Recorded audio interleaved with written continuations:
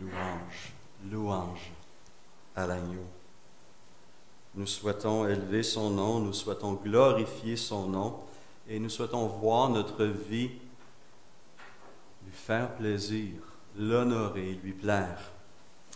Et c'est pourquoi depuis 2 semaines, nous nous posons cette question: à quoi ressemble la foi qui sauve, la foi qui est agréable à notre Dieu? La Bible ne laisse aucun doute sur le fait que Dieu prend plaisir à voir notre foi grandir en maturité, en assurance et en force. Après tout, la foi n'est pas quelque chose de statique, mais quelque chose de dynamique, d'actif. En même temps, comme cela a été mentionné, Dieu ne dédaigne pas une foi faible ou immature. Dans sa généreuse grâce, il répond à toute manifestation authentique de foi et, en faisant cela, il la fortifie. La semaine dernière, nous avons exploré 3 caractéristiques d'une foi authentique. Et nous avons identifié 3 termes que les réformateurs, les théologiens ont identifiés à travers les siècles. Premièrement, connaissance. Deuxièmement, assentiment. Et troisièmement, appropriation. Qu'est-ce que ça veut dire? Bien, je dois savoir en qui je crois, n'est-ce pas? La foi s'appuie sur une réalité rationnelle. Je dois croire que ce que je connais est vrai. Je dois être d'accord avec cette connaissance-là. Mais surtout, je dois faire mienne cette réalité de Dieu et l'intégrer dans toutes les sphères de ma vie quotidienne. 3 éléments qui décrivent une foi authentique, une foi qui plaît à notre Seigneur.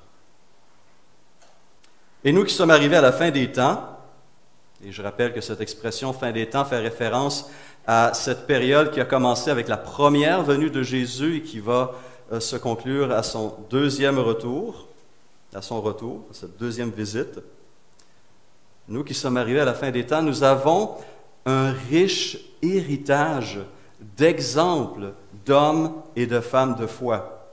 J'ai mentionné il y a 2 semaines, en Hébreux 11, nous avons plus d'une quinzaine d'exemples qui nous sont donnés d'hommes et de femmes qui ont vécu dans l'Ancien Testament, dans l'Ancienne Alliance, et qui ont vécu, nous dit l'auteur, par la foi. Une quinzaine de belles méditations qui s'offrent à nous. Ce matin, en concluant cette courte série sur la foi qui sauve, j'ai choisi de choisir un de ces personnages mentionnés dans ce chapitre d'Hébreux 11. Et ce personnage est Abraham. Alors pourquoi lui? Bien, voici ce que le pasteur Andrew Murray, dans son commentaire dévotionnel, Le voile déchiré, écrit. Il dit ceci: « De tous les descendants d'Abraham, il n'en est qu'un qui soit aussi universellement honoré qu'Abraham. Juifs, chrétiens et musulmans s'accordent à voir en lui le Père des croyants. Et Dieu l'a honoré de son amitié. Mieux que personne, ce héros de la foi peut nous dire le secret de la vie de la foi. » Fin de la citation. Alors, je vous invite à prendre avec moi l'Épître aux Hébreux, chapitre 11, et nous allons lire ces versets qui nous parlent de ce héros de la foi qu'est Abraham. Hébreux, chapitre 11, verset 8 et suivant.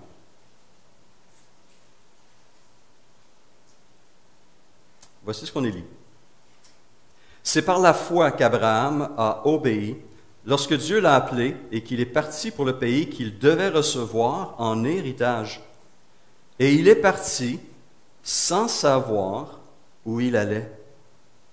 C'est par la foi qu'il est venu s'installer dans le pays promis, comme dans un pays étranger. Il y a habité sous des tentes, ainsi qu'Isaac et Jacob, les cohéritiers de la même promesse, car il attendait la cité qui a de solides fondements, celle dont Dieu est l'architecte et le constructeur. C'est aussi par la foi que Sarah elle-même a été rendue capable d'avoir une descendance. Malgré son âge avancé, Elle a donné naissance à un enfant parce qu'elle a cru à la fidélité de celui qui a fait la promesse.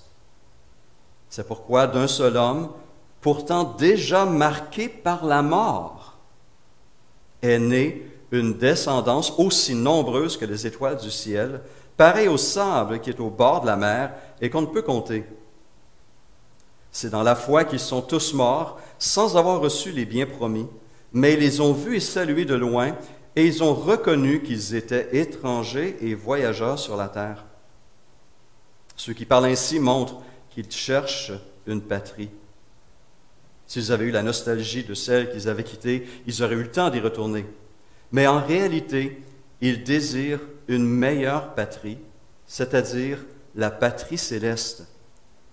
C'est pourquoi Dieu n'a pas honte d'être appelé leur Dieu, car il leur a préparé une cité.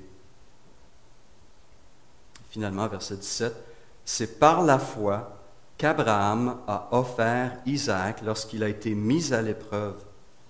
Oui, il a offert son fils unique en sacrifice, bien qu'il ait reçu les promesses et que Dieu le lui ait dit, c'est par Isaac qu'une descendance te sera assurée. Il pensait que Dieu était capable même de le ressusciter des morts. C'est pourquoi il a retrouvé son fils par une sorte de résurrection. Prions. Seigneur, nous t'offrons cette réflexion, cette méditation des Écritures.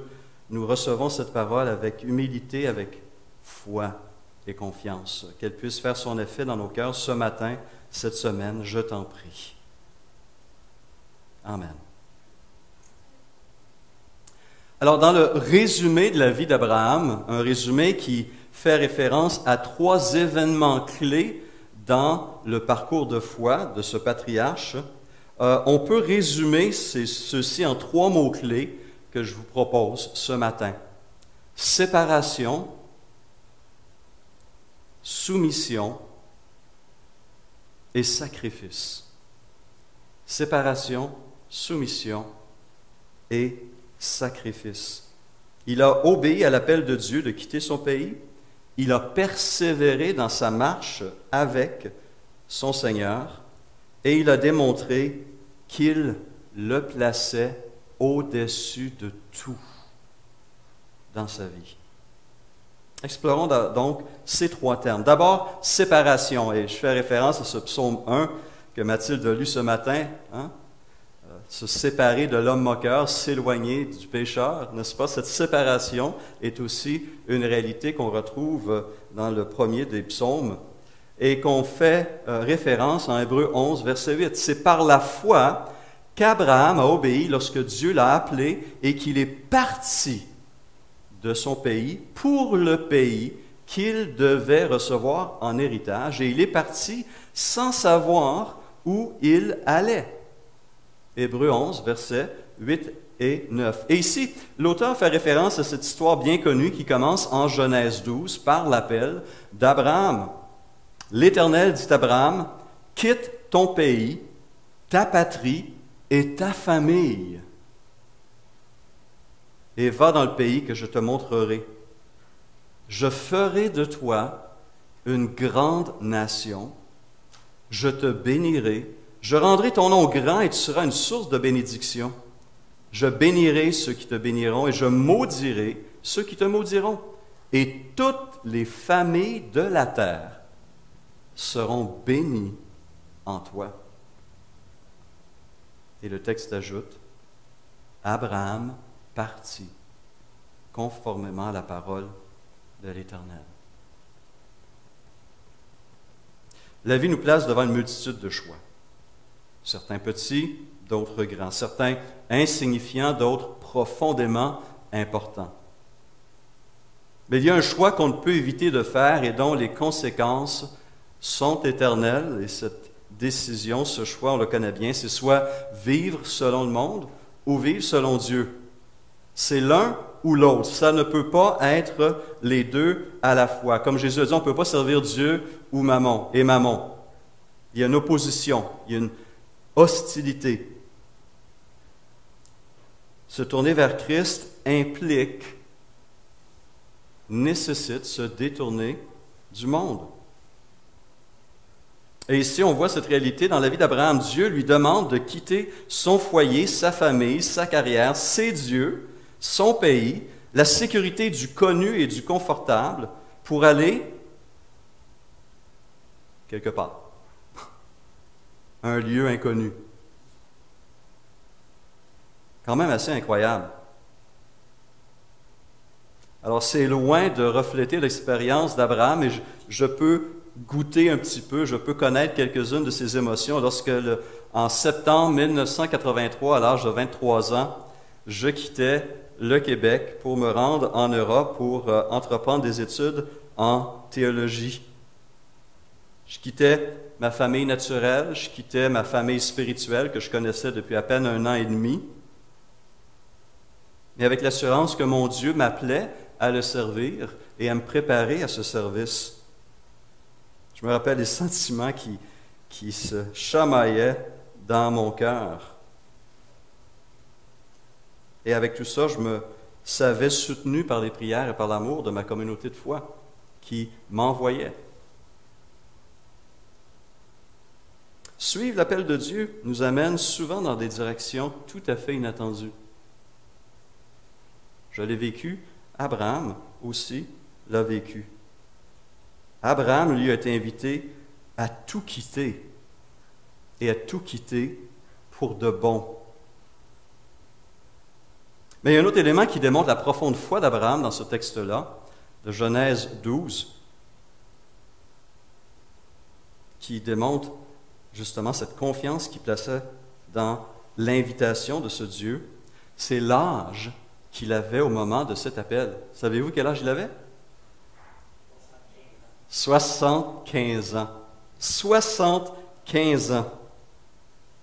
À un moment où la quasi-totalité, sinon la totalité d'entre nous, espère être bien installés dans une retraite confortable et paisible, voilà que Dieu parle à ce vieillard, dit « Lève-toi, quitte tout,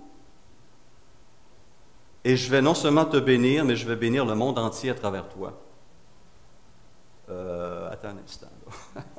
Laisse-moi réfléchir un petit peu. J'ai combien de temps pour prendre une décision? Hein? 2 minutes. Incroyable. Et j'imagine que la totalité de ses voisins ont qualifié cet appel-là de folie. Mais voyons donc, Abraham, 75 ans, mon ami, c'est pas le temps. Relax. Mais Abraham a obéi à l'appel de son Seigneur, avec l'assurance que ce dernier ne voulait rien de moins que de bénir le monde entier à travers lui, à travers sa vie et sa descendance. Alors pour nous, en tant que disciples de Jésus-Christ, la vie par la foi exige une coupure non pas physique, mais spirituelle et j'ajoute aussi affective d'avec le monde. Elle implique rien de moins qu'un réalignement de nos affectations. On connaît ce texte, 1 Jean chapitre 2, verset 15, où il est dit « N'aimez pas le monde, ni ce qui est dans le monde. Si quelqu'un aime le monde, l'amour du Père n'est pas en lui. En effet, tout ce qui est dans le monde, la convoitise qui est dans l'homme, la convoitise des yeux et l'orgueil dû aux richesses, vient non du Père, mais du monde. Or, écoutez ceci, or, le monde passe, et sa convoitise aussi, mais celui qui fait la volonté de Dieu demeure éternellement. Andrew Murray, dans son commentaire, va développer cette pensée ainsi, je cite, « L'homme est tombé en se détournant de Dieu pour se tourner vers le monde. Il ne peut donc se soustraire à la domination du péché qu'en rompant avec le monde et en se donnant à Dieu de tout son cœur. Dieu voulait avoir Abraham seul avec lui, loin de tout lien, de tout appui extérieur, pour lui apprendre à trouver tout en lui. Fin de la citation. Une foi qui plaît à Dieu est une foi qui manifeste clairement pour quelqu'un. On est prêt à vivre et à mourir. Ce serait après tout se moquer de Dieu que de prétendre avoir confiance en lui tout en refusant de lui obéir. On est d'accord avec ça.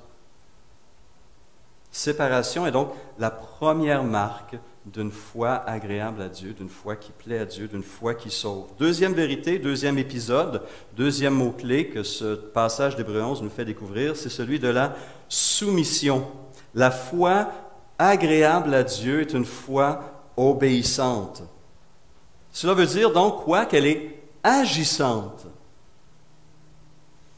Comme cela a été dit, la foi seule sauve, mais la foi qui sauve n'est jamais seule. J'aurais aimé ça inventer cette pensée-là, elle est belle et profonde. Hein? La foi seule sauve, mais la foi qui sauve n'est jamais seule. Notons qu'il y a, en Hébreux 11, il y a toujours des verbes d'action qui accompagnent la profession de foi de ces patriarches. C'est par la foi qu'Abel a offert à Dieu un sacrifice plus grand que celui de Caïn. C'est par la foi que Noé a construit une arche pour sauver sa famille. C'est par la foi qu'Abraham a obéi. C'est par la foi qu'il est venu s'installer dans le pays. C'est par la foi que, et une action est présentée de la part de ces héros et témoins de la foi. La foi n'est pas un simple credo, une simple affirmation de ce qu'on croit, c'est une réponse positive à la parole de Dieu, à la parole révélée de Dieu. Ça veut dire quoi ça pour nous ici ce matin? On n'est pas Abraham, on ne vit pas à Ur, en Chaldée, on n'est pas en train d'adorer des idoles. Mais concrètement, simplement, une vie par la foi se vit et se manifeste à tous les niveaux, en commençant par ces niveaux les plus proches, qui est notre propre réseau familial. Et là, la vie par la foi peut être visible en chacun d'entre nous. Et je donne quelques exemples très simples. La foi d'un mari chrétien se voit lorsqu'il aime sa femme comme Christ a aimé l'Église. Comme Christ a aimé l'Église. Car en Éphésiens 5,25, c'est ce que Dieu ordonne aux maris de faire. Marie, aimez votre femme comme Christ a aimé l'Église. Il ne précise pas si elle est chrétienne, ou si elle est gentille, ou soumise, ou en santé. Qu'elle soit chrétienne, mormone, musulmane ou athée, qu'elle soit en santé ou malade, qu'elle ait une personnalité agréable et douce, ou un peu moins. Marie, aimez votre femme comme Christ a aimé l'Église. Ma foi se voit, se manifeste dans la façon dont je traite ma femme. Et c'est la même chose pour les épouses. La foi d'une épouse chrétienne se vit dans le respect et le soutien qu'elle accorde aussi à son mari, qu'il soit, encore une fois, chrétien ou mormon, athée ou musulman, qu'il soit en santé ou malade, qu'il soit de caractère plus attrayant ou pas tout à fait. Femme, que chacune soit soumise à son mari comme au Seigneur. Que la femme respecte son mari, déclare Paul en Éphésiens 5. La foi d'un parent chrétien. Et là, vous pouvez imaginer la suite. Je vous lis parole vivante, Éphésiens 6,4. Vous les parents, n'exaspérez pas vos enfants par une sévérité excessive, afin qu'ils ne conçoivent pas d'amers ressentiments contre vous. Éduquez-les comme le Seigneur nous éduque, en vous inspirant de ses conseils pour les avertir et les reprendre, élevez-les dans une discipline aimante que le Seigneur puisse approuver. La façon dont j'éduque mes enfants, la façon dont j'aime mes enfants, manifeste ma foi. Donc déjà, dans mon milieu familial, j'ai plein d'exemples. J'ai plein de moyens de manifester concrètement ma foi en Dieu en me soumettant à cette parole. Et si j'élargis le reste en regardant ma vie dans son ensemble, la foi d'un disciple de Christ se constate lorsque je cherche activement, et je dis bien activement, à faire des progrès dans ma marche chrétienne, en particulier dans ma sanctification, en évitant les nombreuses tentations qui s'offrent à moi au centre d'achat, dans mon milieu de travail, sur le web, car Dieu nous demande de toujours rechercher la sanctification. C'est un commandement. En renonçant, entre autres, aux mensonges, Éphésiens 4, 25, afin que chacun de nous parle selon la vérité à son prochain. Que chacun de nous parle selon la vérité à son prochain. Est-ce que je dis la vérité à ma femme, à mes enfants, à mon patron, au gouvernement, à tout le monde? La foi d'un disciple de Jésus-Christ va se voir aussi dans la marche qui me caractérise dans mes rapports avec mes frères et mes sœurs en Christ, qu'ils soient matures ou pas, forts ou faibles, riches ou pauvres. Dans mon désir de louer mon Seigneur avec son peuple, de persévérer dans ces choses. Ma foi en Dieu se constate aussi dans ces choses très simples, très riches, très terre-à-terre, très glorieuses aussi. La foi qui est agréable à Dieu est caractérisée par une soumission à sa parole et à sa volonté. Et le troisième mot-clé de la vie de la foi, tel qu'illustré par Abraham, est le mot sacrifice. Et encore une fois, Mathilde, bravo, c'est intéressant de voir comment l'Esprit dirige. Romains 12, 1 et 2, n'est-ce pas? À offrir nos corps comme un sacrifice vivant. Est-ce que j'ai tout donné à Christ? Et est-ce que je suis prêt à lui donner tout ce qu'il me demande de lui offrir? On chante des fois, il y en a qui ne le chantent pas. Oui, prends tout, Seigneur. Hein? La réalité de la foi vécue, la foi qui plaît à Dieu, reflète, cultive, nourrit cette attitude. On nous dit qu'Abraham a connu, Dieu lui a permis, lui a envoyé 10 épreuves dans sa vie. Je n'ai pas réanalysé sa vie à la lumière de cela, mais on me dit qu'il y en a 10.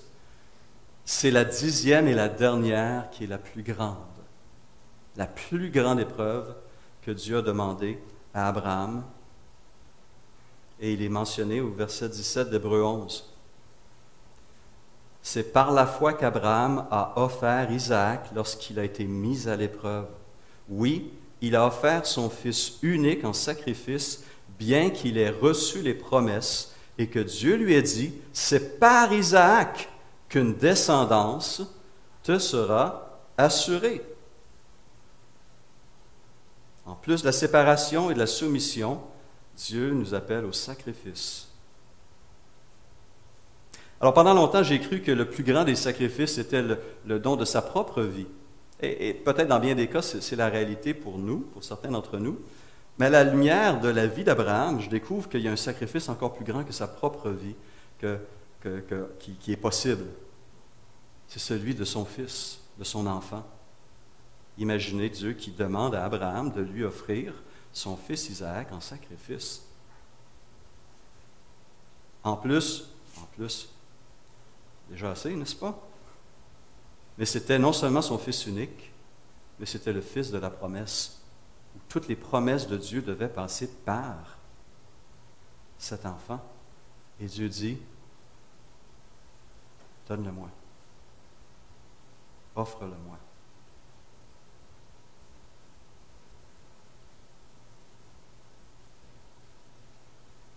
Comment Dieu pouvait-il demander cela à Abraham? Comment Abraham pouvait-il accepter, donner suite à une telle demande?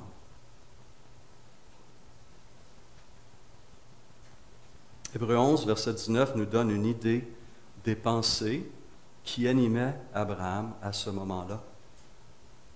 Il pensait que Dieu était capable même de le ressusciter des morts.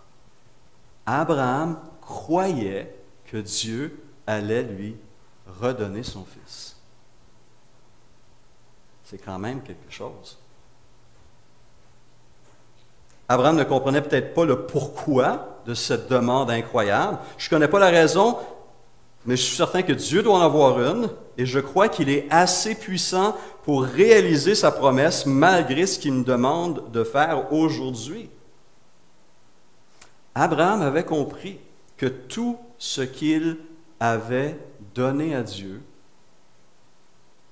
par la foi n'était pas perdu, n'était pas gaspillé, mais était reçu par Dieu avec joie, était préservé, enrichi et retourné d'une manière ou d'une autre. On connaît ce texte, le Proverbe 19, 17, « Celui qui a pitié du pauvre prête à l'Éternel, qui lui rendra selon son œuvre. » Les apôtres qui ont eu un appel similaire, n'est-ce pas, à celui d'Abraham, se sont questionnés eux-mêmes sur cela. Peut-être qu'il y avait la vie d'Abraham en arrière-plan dans leur pensée. Et en Matthieu 19, versets 27 et suivant, on lit ceci. « Pierre, prenant la parole, lui dit, « Voici, nous avons tout quitté, et nous t'avons suivi. Qu'en sera-t-il pour nous? » Jésus leur répondit, « Je vous le dis en vérité, quand le Fils de l'homme, au renouvellement de toutes choses, sera assis sur le trône de sa gloire, vous qui m'avez suivi, vous serez de même assis sur 12 trônes, et vous jugerez les 12 tribus d'Israël. » Donc ça, c'est beau pour les 12. Oui, mais pour moi, je veux savoir, moi aussi, pour moi, là-dedans, non? Et il ajoute au verset 29, « Et quiconque aura quitté, à cause de mon nom, ses frères ou ses sœurs, ou son père, ou sa mère, ou sa femme, ou ses enfants, ou ses terres, ou ses maisons, recevra le centuple et héritera la vie éternelle. » Rien n'est perdu. Rien n'est perdu en Christ. Les paroles bien connues du jeune missionnaire martyr américain du nom de Jim Elliot me sont venues à l'esprit alors que je préparais ce sermon. Ce jeune missionnaire, âgé de 29 ans, préparait depuis plusieurs mois une approche auprès d'une tribu isolée de l'Équateur, la tribu Oka. Ils avaient envoyé des choses par avion, des cadeaux, des choses comme ça. Il y avait déjà eu un premier contact qui avait été fait, mais ils préparaient leur arrivée pour leur présenter l'Évangile. Un temps qui avait été préparé dans la prière et par toutes sortes d'efforts.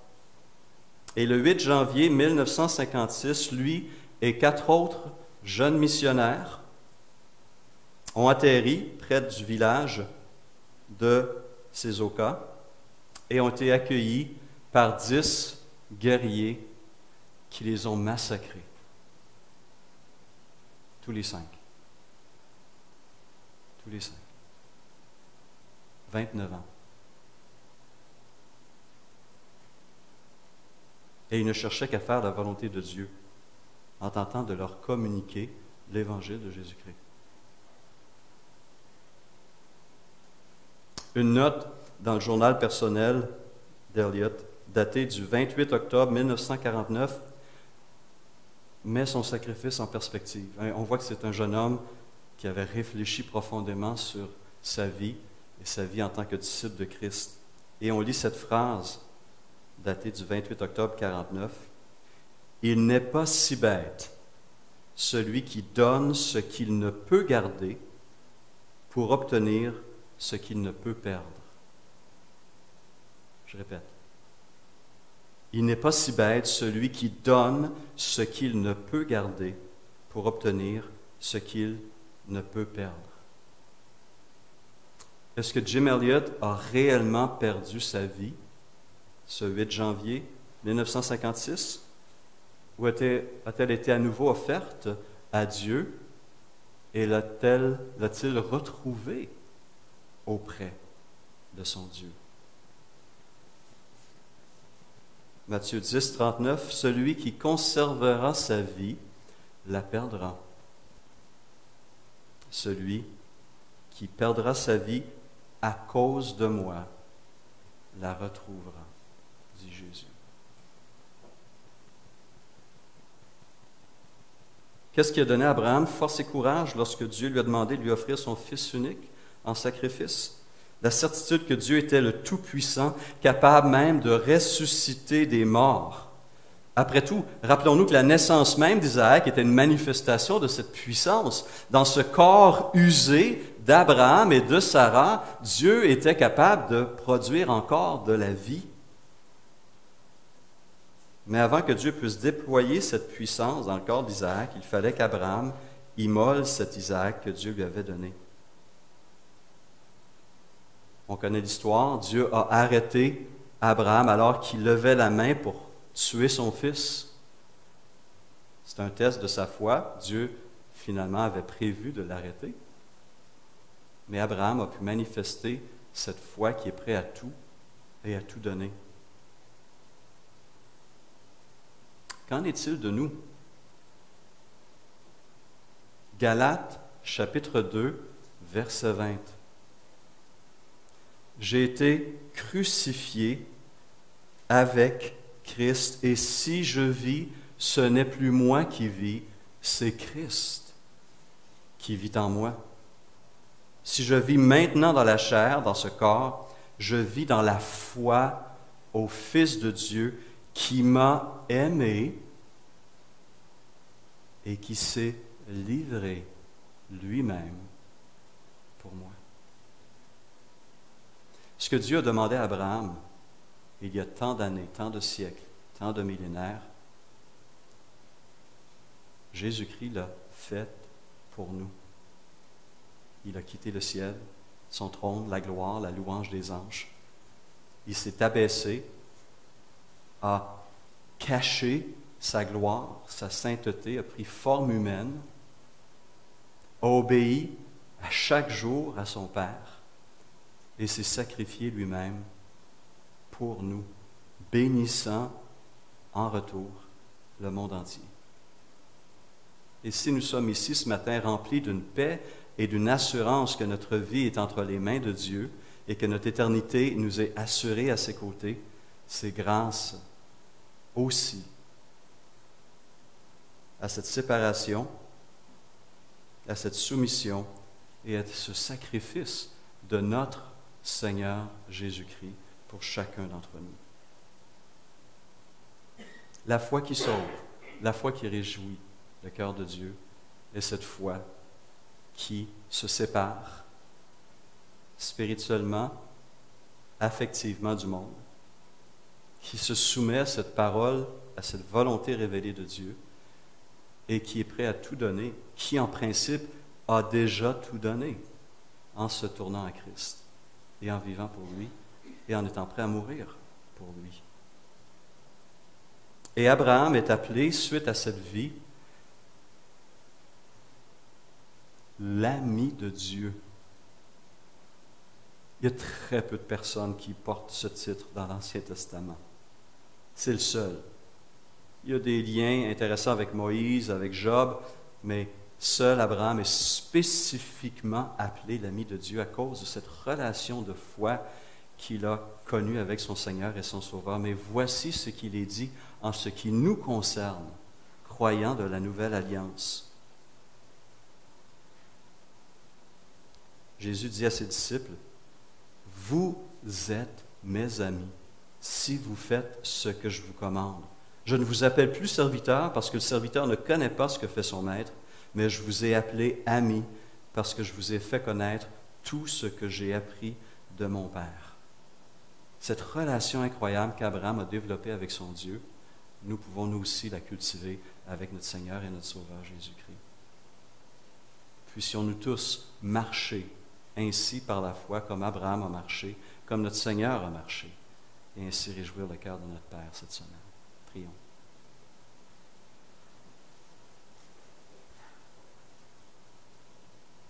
Seigneur Jésus, merci d'avoir donné ta vie pour nous, tes brebis. Merci d'avoir fait tout ce que le Père t'a demandé de faire. Et ce matin, à nouveau, nous nous plaçons devant toi et nous te demandons de nous aider, Seigneur, à faire de même. S'il te plaît, que notre vie te glorifie. Amen.